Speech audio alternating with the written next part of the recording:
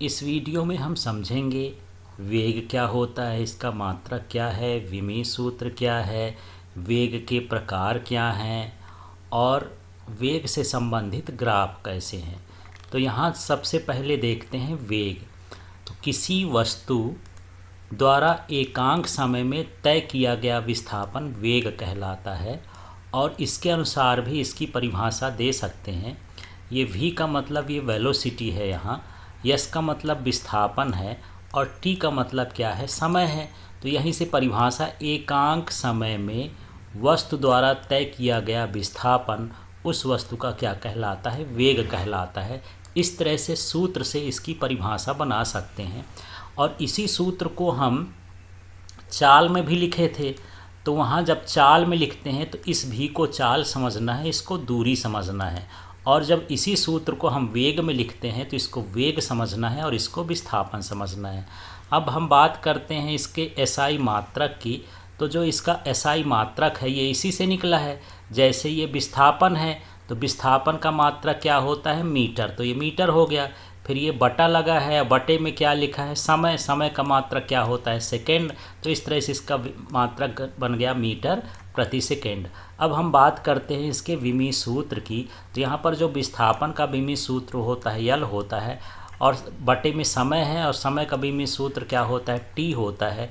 यदि इसको लिखेंगे ऊपर ले जा कर के टी को तो ये हो जाएगा LT-1। और यदि हम इसको पूरे फॉर्मेट में लिखना चाहते हैं MLT के फॉर्म में तो ये हो जाएगा M0 और साथ में L के ऊपर 1 लगा देते हैं और T के ऊपर भी -1 लगा देते हैं। तो इसका विमीय सूत्र ऐसे भी लिखा जा सकता है, ऐसे भी लिखा जा सकता है। और जो वेग होती है वो कैसी राशि होती है, सदिश राशि होती है। अब वेग का मान जो होता है वह धनात्मक भी हो सकता है, ऋणात्मक भी हो सकता है, शून्य भी हो सकता है, क्योंकि वेग जो है विस्थापन पर निर्भर करती है। यदि विस्थापन धनात्मक है तो वेग भी धनात्मक होगा, यदि विस्थापन ऋणात्मक है तो ये ऋणात्मक होगा, और यदि विस्थापन शून्य है तो ये शून्य होगा। ये विस्थापन वाला जो वीडियो बना है वहाँ पर आप उसको देख सकते हैं कि कब यह धनात्मक होता है, कब यह ऋणात्मक होता है, कब यह शून्य होता है। यहाँ ऐसे भी बोल सकते हैं ये है विस्थापन में परिवर्तन की दर भी क्या कहलाती है, वेग कहलाती है। यहाँ पर ये जो x2 x1 है ये विस्थापन को बताता है, इसको डेल x भी लिख सकते हैं, डेल्टा x। और यहाँ T2 - T1 जो है ये समय अंतराल को बताता है, ये डेल्टा t भी लिख सकते हैं। अब हम बात करते हैं कि एक समान वेग क्या होता है, असमान वेग क्या होता है। तो जब कोई वस्तु समान समय अंतराल में समान विस्थापन तय करती है तो उसे हम एक समान वेग कहते हैं, और जब कोई वस्तु समान समय अंतराल में असमान विस्थापन तय करती है तो उसे हम असमान वेग कहते हैं। उदाहरण देख लीजिए कि मान लीजिए कोई वस्तु इधर की ओर, ये इस दिशा की ओर जा रही है और ये 1 घंटे में 1 किलोमीटर जाती है, फिर दूसरे घंटे में भी ये 1 किलोमीटर ही जाती है, फिर तीसरे घंटे में भी ये 1 किलोमीटर ही जाती है, 1 मीटर मान लीजिए। तो यहाँ पर हम देख रहे हैं कि समान समय अंतराल में समान विस्थापन तय हो रहा है, इसलिए हम इसे क्या कहेंगे कि ये एक समान वेग हो जाएगा। अब असमान वेग क्या होता है, जब समान समय अंतराल में असमान विस्थापन हो। जैसे 1 घंटे में शुरू में 2 मीटर, फिर दूसरे घंटे में 1 मीटर, तीसरे घंटे में 6 मीटर, ऐसे चल गई तो विस्थापन अलग अलग हो जाता है, तो इसे हम असमान वेग कहते हैं।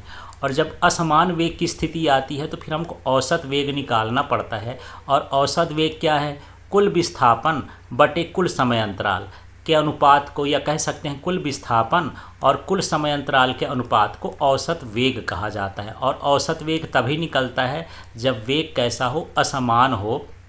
तो इस कंडीशन में पूरे जर्नी में, पूरी यात्रा में सभी विस्थापन जोड़ लेंगे और जितना समय अंतराल लगा है उतना जोड़ लेंगे, और इसके बाद हम इस सूत्र की सहायता से कुल विस्थापन और कुल समय अंतराल को भाग करके औसत वेग निकाल सकते हैं।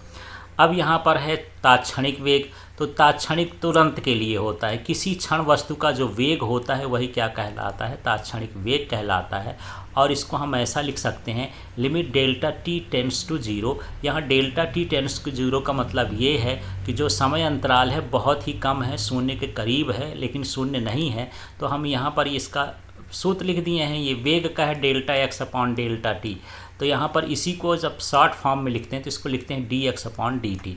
तो यहाँ पर देख सकते हैं तात्क्षणिक वेग का जो सूत्र होता है वो क्या बन जाता है, D x upon D T. इसका मतलब है कम समय अंतराल और कम विस्थापन। अब हम इसके ग्राफ को समझते हैं, तो चलिए यहाँ पर देख लेते हैं। ये जो है स्थिति समय ग्राफ बना हुआ है, और स्थिति समय ग्राफ में पहली कंडीशन का जो ग्राफ बना हुआ है ये है, ये समय है और ये इसकी स्थिति है, या कह सकते हैं कि ये विस्थापन है। तो यहाँ पर ये समांतर जा रहा है, इसका मतलब ये है कि यहाँ पर स्लोप है ही नहीं, इसका ढाल है ही नहीं।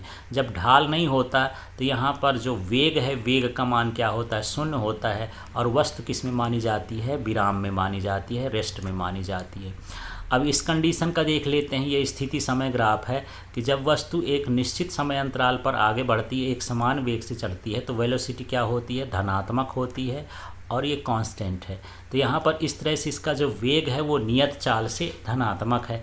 यहाँ पर वेग धीरे धीरे घट रहा हो, जैसे कोई 60 की स्पीड से चलता रहा हो, वेग से चलता रहा हो, 60, 40, 30 इस तरह से वेग घटता है, तो उसको हम ऋणात्मक कहते हैं। तो यहाँ पर ये ऋणात्मक वेलोसिटी है कि ये ग्राफ हो गया। तो ये धनात्मक वेग है, ये ऋणात्मक वेग है, और ये जब वस्तु कहाँ हो, विराम अवस्था में। और ये किसके लिए है, परिवर्ती वेग के लिए है। जब वेग का मान बदलता रहता है तो आप यहाँ ग्राफ कैसे भी टेढ़ा मेढ़ा किसी भी स्थिति में बना सकते हैं कंडीशन के हिसाब से। तो इस तरह से ग्राफ होते हैं। Thank you.